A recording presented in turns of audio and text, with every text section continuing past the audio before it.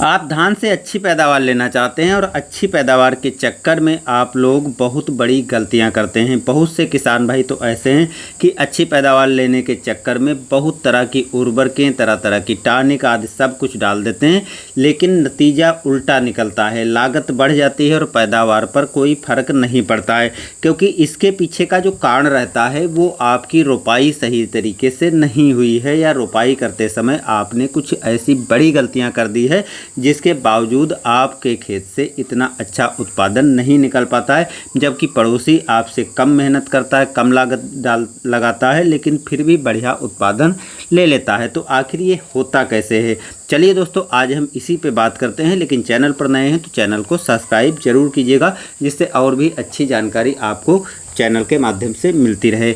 देखिए, जब भी आप रोपाई करने जा रहे हो तो रोपाई करने के पहले तो आपको खेत की तैयारी करनी पड़ती है। वो वीडियो दोस्तों आपको चैनल पर मिल जाएगा। लेकिन जब आप रोपाई करने जा रहे हो तो इस टाइम पर जो 7-8 गलतियां करते हो वो आपको बिल्कुल नहीं करना है, क्योंकि यहीं गलती से लगा करके आपका नुकसान होना चालू हो जाता है। तो पहली गलती जो किसान भाई करते हैं, जब आप नर्सरी उखाड़ रहे होते हैं उस टाइम पर नर्सरी उखाड़ते समय बहुत से किसान भाई क्या गलती करते हैं कि उसमें खरपतवार जो नर्सरी में होते हैं वो भी आपके नर्सरी के साथ में चले जाते हैं, या जड़ ऊपर से कट जाती है, जिसकी जब आप रोपाई करते हैं तो उसमें से बहुत से पौधे मर जाते हैं, सूख जाते हैं, या कहीं कहीं पर पौधे की जगह पर खरपतवार की रोपाई लेबर आदि कर देते हैं, जिसके कारण वहाँ पर गैपिंग हो जाती है और जो उत्पादन कम होने का एक जरिया बनता है। तो इसलिए जब आप धान की नर्सरी की रोपाई करने के पहले नर्सरी को उखाड़ रहे हों तो आप देख लें कि अगर खरपतवार हैं तो खरपतवार नाशी का पहले यूज करें। उसके बाद जब खरपतवार चले जाएं तब आप धान की नर्सरी को उखाड़ें, और ध्यान रखें उखाड़ते समय खरपतवार को अलग कर देना है। और जब भी आप नर्सरी उखाड़ रहे हो तो जड़ ना खराब हो, जड़ कटे ना, तो इसके लिए आपको पहले से पानी हल्का भर देना है, जिससे आपके खेत में नर्सरी अच्छी तरह से उखाड़ पाएँ और रोपाई करते समय आपके टोटल पौधे चलें, यानी कोई भी पौधा मरे ना। लेकिन बहुत सी समस्याएं होती हैं कि ये सभी चीज़ें नहीं हो पाती, तो इसके लिए दूसरा भी आप उपाय कर सकते हैं। जब आप धान की नर्सरी की रोपाई करें तो 2 से 3 पौधे एक जगह पर रोपाई करें। ज़्यादातर किसान भाई करते क्या हैं कि सिंगल पौधे की रोपाई कर देते हैं, और सिंगल पौधे की रोपाई करने से होता है नुकसान जो, वो सबसे बड़ा यही होता है कि जिसमें जड़ नहीं है या कोई खरपतवार गलती से पहुंच जाता है तो वहां पर उसकी रोपाई हो जाती है, जिसके कारण गैपिंग हो जाती है और आपका उत्पादन कम हो जाता है। दूसरी जो सबसे बड़ी गलती होती है वो ये होती है, जब आप धान की रोपाई करवाते हैं तो लाइन से लाइन की दूरी और पौध से पौध की दूरी किसान भाई ध्यान नहीं देते हैं, क्योंकि जो वैरायटी आप चुन रहे हैं उसमें से कम अवधि की, मध्यम अवधि की और अधिक अवधि की होती हैं। लेकिन जो रोपाई आप समान पौध से पौध की दूरी, लाइन से लाइन की दूरी कर देते हैं, जिसका कारण रहता है जो कम अवधि वाली किस्में हैं उनका उत्पादन घट जाता है। जो कम अवधि वाली किस्में होती हैं उनकी पौध से पौध की दूरी और लाइन से लाइन की दूरी 15x20 रखनी चाहिए, यानी पौध से पौध की दूरी 15 सेंटीमीटर और लाइन से लाइन की दूरी 20 सेंटीमीटर। इसी तरह से जो मध्यम अवधि की है तो 20x25 कर लो, और जो अधिक अवधि की है उनकी दूरी आपको 25x30 कर लेनी है, जिससे उसी हिसाब से उसमें कल्लों का फुटाव होगा, ब्रांच आदि निकलेंगी और उसी हिसाब से आपको उत्पादन जो है बेहतर मिलेगा।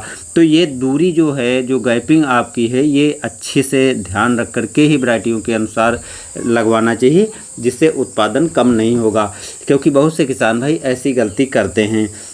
इसके अलावा जो है कुछ ऐसी गलतियां हैं जो किसान भाई जाने अनजाने में कर देते हैं, तो इसमें से जो सुधार करने की ज़रूरत है वो किसान भाइयों, जो आप रोपाई के पहले खादें डालते हैं उनको ज़रूर डालिए। बहुत से किसान भाई रोपाई के पहले खाद नहीं डालते हैं, तो रोपाई जब हो जाए तो उसके 7 दिन के अंदर अंदर इन खादों की पूर्ति ज़रूर कर दें, जिससे पौधे में अच्छी तरह से ब्रांच और विकास हो, क्योंकि पोषक तत्व अगर इस टाइम पर नहीं मिलेंगे तो पौधे कमज़ोर हो जाते हैं और ग्रोथ और विकास प्रभावित होता है।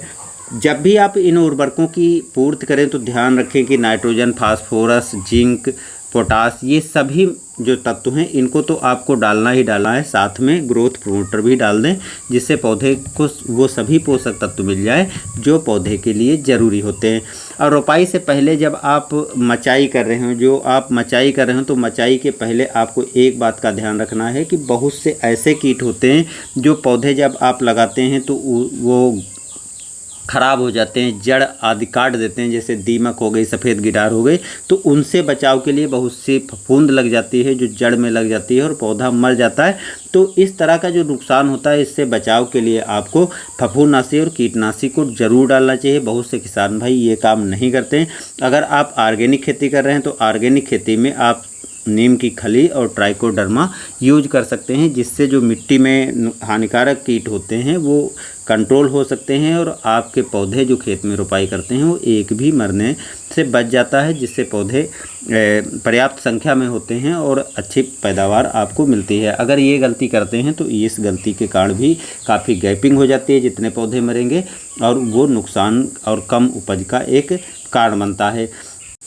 जब भी आप खेत में मचाई कर रहे हो यानी कीचड़ कर रहे हो तो अच्छी तरह से करें, जिससे खेत उतना अच्छी तरह से मुलायम होगा, और अच्छी तरह से पाटा लगा दें, जिससे जो खरपतवार पुराने होते हैं वो उसी में लिपट करके मर जाएंगे और उग नहीं पाएंगे।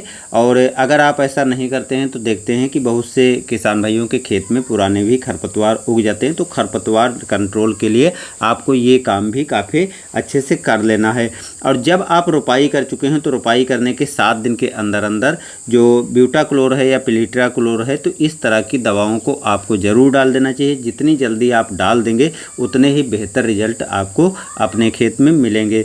24 घंटे के अंदर डाल देते हैं तो बहुत ही अच्छे रिजल्ट आते हैं, लेकिन किसी कारण से लेट होते हैं तो 7 दिन के बाद की गैपिंग आपको नहीं करनी है और पर्याप्त पानी आपको भर के रखना है। बहुत अधिक पानी रोपाई करने के बाद किसान भाई भर के रखते हैं, जिससे पर्याप्त पानी से ज़्यादा जब पानी होता है तो तेज़ धूप पड़ने के कारण बहुत से पौधे गल जाते हैं, ख़राब हो जाते हैं, जिससे उत्पादन कम हो जाता है। तो कुछ ऐसे कार्य हैं जो आप यदि नहीं करते हैं तो आज से इस बार से अपनाना चालू कर दीजिए। और अगर आप करते हैं तो आप कमेंट में ज़रूर बताइए कि आप 1 एकड़ में कितना उत्पादन अधिकतम ले चुके हैं और कौन सी वैरायटी आपके लिए सबसे अच्छी साबित हुई है।